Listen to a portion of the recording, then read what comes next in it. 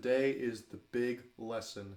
My favorite Ween song, Buckingham Green. It's also Dean Ween's favorite Ween song, according to an interview I once listened to. And for good reason. It has the best guitar solo that Dean Ween has ever played, in my opinion. Uh, it's just a fantastic song. It's this kind of prog rock epic from the Mollusk, and which is my favorite Ween album also. And it just condenses all these like prog rock cliches and all the epicness of all those great classic prog rock bands into just barely over 3 minutes. Only a band like Ween can do that so successfully, and I'm here to teach you how to play it on guitar. I'm going to be teaching pretty much everything. There's actually not that much to talk about.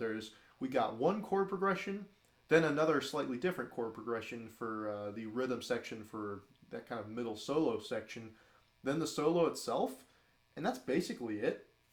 So, yeah, I might actually do a separate video analyzing the chord progression itself because I find it so interesting. That video probably wouldn't be that long, but hey, who knows? So, let's start with that awesome chord progression. So, what you're going to want to focus on a lot here is the rhythm of your right hand. It's...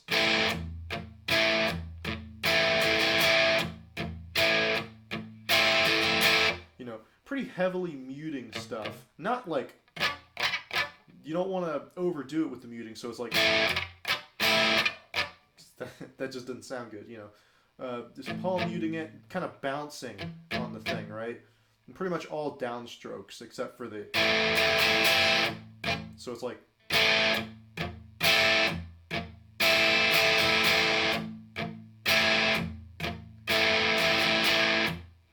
And that rhythm just kind of permeates through it. It gives this real kind of marching feel. Anyway, so let's go over the chords. A minor, just regular old A minor. These are all pretty standard kind of open position chords. A minor. And then you can kind of throw in that open bundle of strings when you're switching in between the chords. A minor, then F major. And you notice I like to play with my thumb. I don't know if Dean Ween plays it like this in this particular instance. This is just how I like to play this because I've become comfortable to it. But, it's the exact same notes and everything. So A minor, F, then C. And, switching from the F to the C, whether you're here or here, this is kind of why I prefer doing it with my thumb. Anyway, so oftentimes when I play this, I do a C power chord, but I think he's actually, I can't really tell if he's playing a regular C major or like he's doing that kind of muted thing. Basically what I end up doing when you want to do a C power chord is just mute D string with the bottom of your ring finger. So it's rather than it's just there. But he might be doing a C major. It's hard to kind of tell for me. Maybe it's obvious for you. I don't know. It doesn't really matter. You can do C major if you want. That's simpler for you. So yeah, we got A minor, F, C, and then D minor. And again, open bundle of strings between pretty much all these. Then we go to E minor.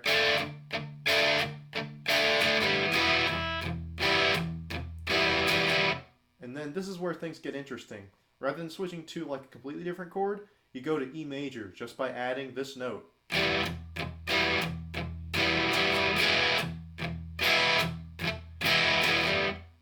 And then the end of the chord progression starts off with the C major shape. We're going to be picking some individual notes here. So A string, D string, and then pinky hitting the third fret of the B string, then plucking the open B string, so then doing that exact same thing. The only difference is your ring fingers on the second fret of the A string.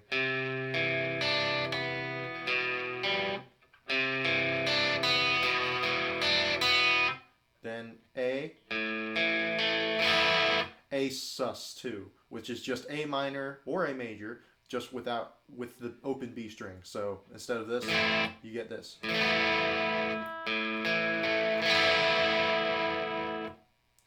Yeah, okay, so let's go over that one more time, and you just leave that open like that. And what I'm pretty sure he does is he plucks the A, D, and G, and then he kind of gently strums all of the strings except for the low E.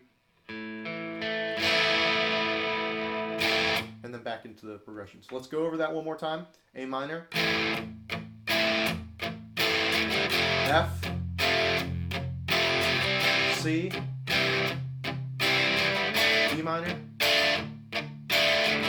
E minor, E major, then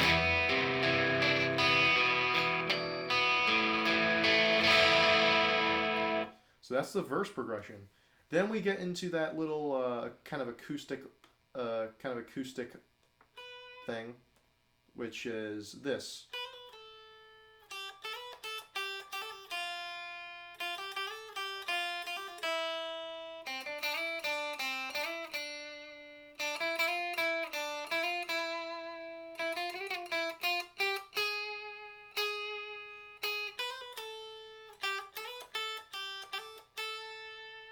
Something like that. And then there's a harmony, which I'm pretty sure is just fourths, which means that it's like everything exactly how it is, but like down one string. So basically what that is, it's just, and then,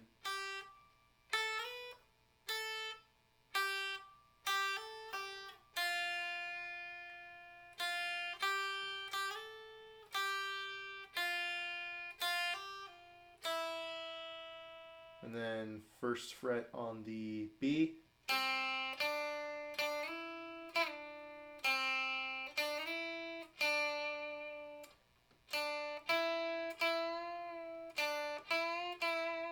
You can bend that note if you want to. That's what I see Dean do live sometimes. Or you can just do a slide. And then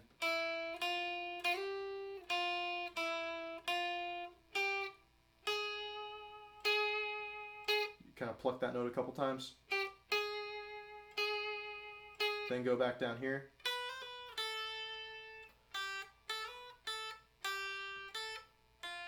What I actually think he does the first time that he goes through the progression is ends it like that, and then the second time he goes through the progression, I think he goes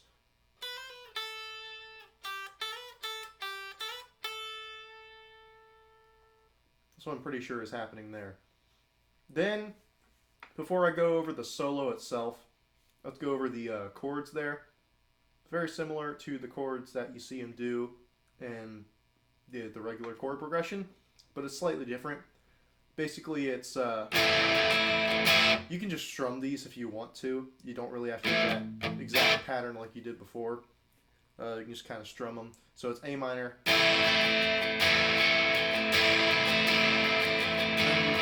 major, and F major. Then what I see them do in live performances and stuff, they're probably doing this on the original record. When they go to the F from the D to the F,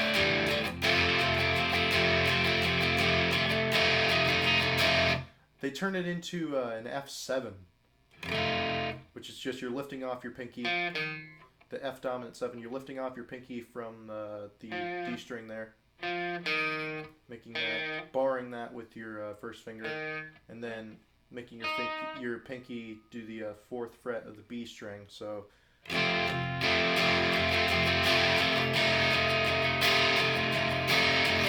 then E major.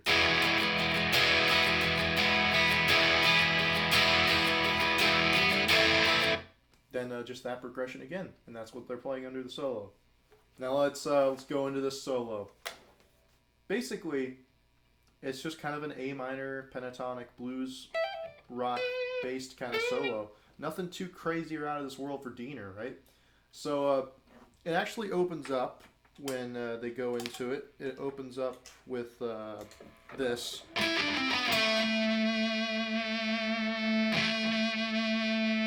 Which is just up here. Going down this A minor or scale shape. So on the D string, 14, 12. Then those 3 frets on the A. Then you're just kind of holding this note for a while. So.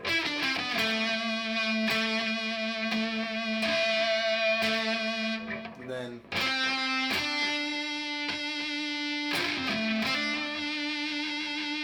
So just back and forth between these 2 notes, you know. And then doing a quick little hammer-on pull-off there. I'm plucking these notes a couple times in a row just to make them, you know, kind of last longer, sustain longer.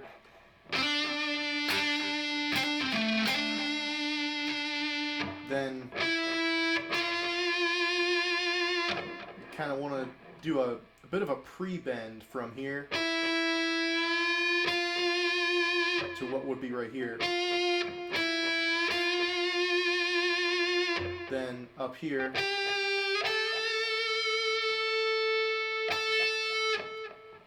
Or you can go, if you were to go back from here, you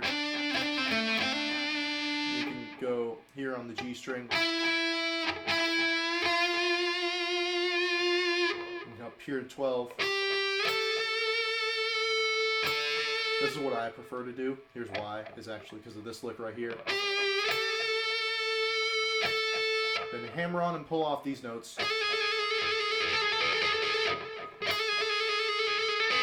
And on the record, I think that's all he's doing there. He's just...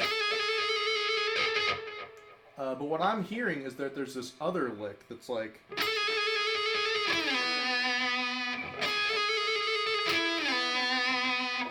So like after you... That's what I like to do when I'm playing the solo. I like to go... Then 14 on the D, slide down to 9. So... Sorry. And then we come into probably the coolest part of the solo. I just like how there's like this bundle of open strings or noise or something after you hold this note for a little bit.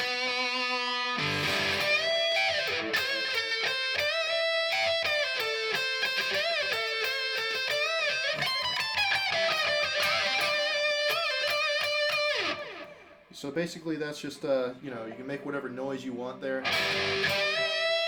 Just make sure to bend up on the B string, 15th fret up to here.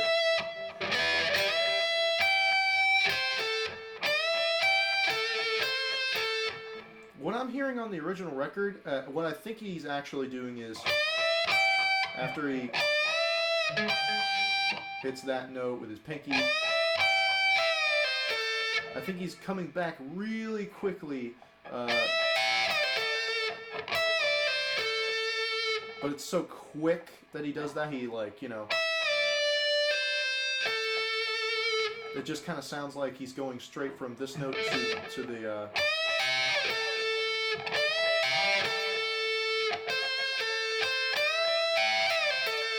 Alright, so back to the beginning of that again.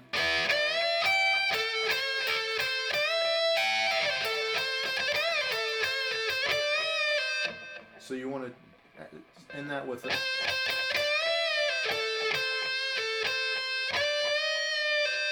Bending up the...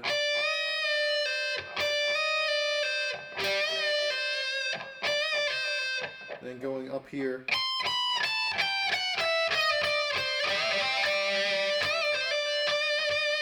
So that's just 19th fret, or sorry, 20th fret on the E. 20, 19, 17, and then 20, 19, 17 again on the B string, and then so basically just going down those same 3 frets on these top 3 strings. Except I think you like to slide with your ring finger here. on the G string. Then he could just be doing a with just that note on the G string. I like to add this note in on the B string 1 fret higher. Just sort of add to the chaos and noise of it all.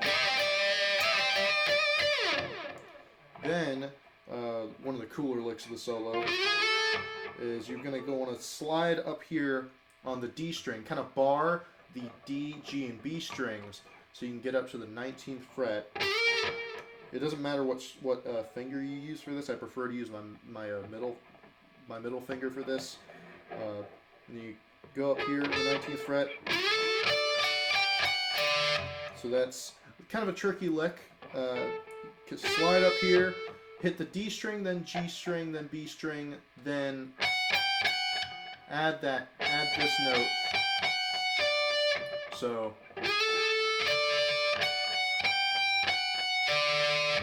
then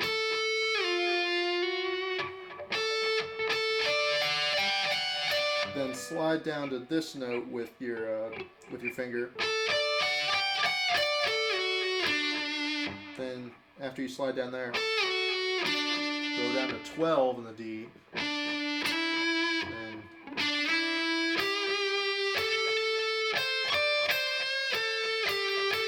so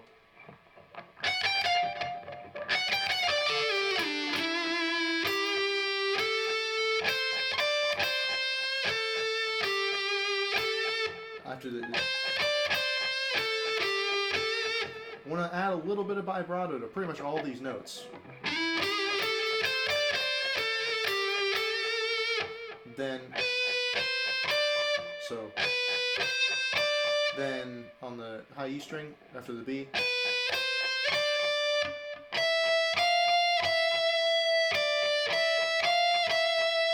so we got 12, 13 on the E, then back down to 15 on the B,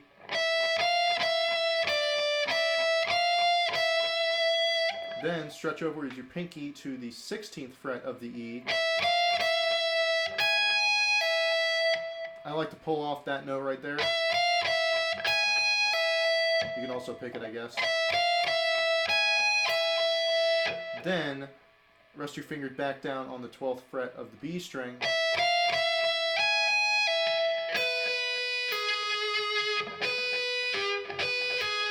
So on the G. Then kind of scrape into that 12th fret on the B. Then what do you see? He kind of slides down that last note, but that's just rake into that, mute all those other strings, and just hit that A note on the 14th fret of the G string.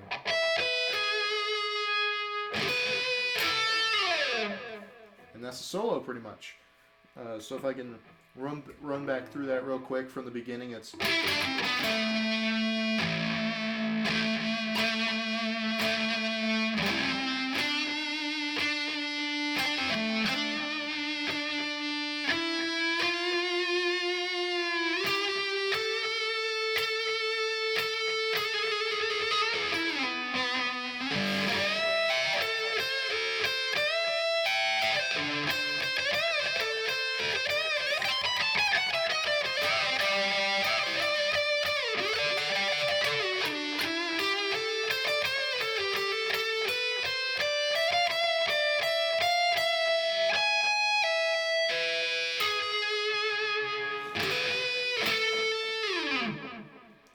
that's pretty much it. Buckingham Green by Ween. Everything from the solos to the chord progressions. Got it all, man. Have fun playing the best Ween song. Might do an analysis video on the chord progression. But that's pretty much it. Thank you.